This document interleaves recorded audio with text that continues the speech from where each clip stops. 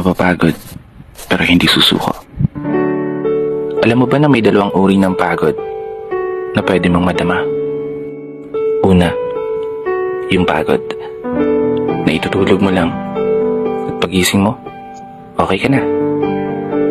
Pero may isang uri ng pagod na talagang kakaiba. Yun ay ang pagod na hindi nadadaan sa pahinga.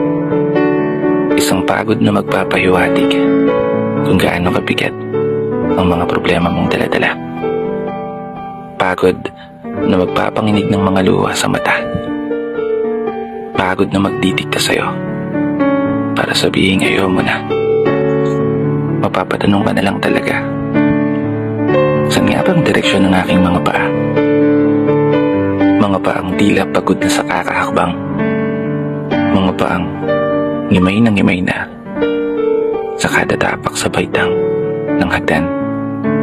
Isang hagdan na magdadala sa akin patungo sa isang palapag na pinapangarap ko.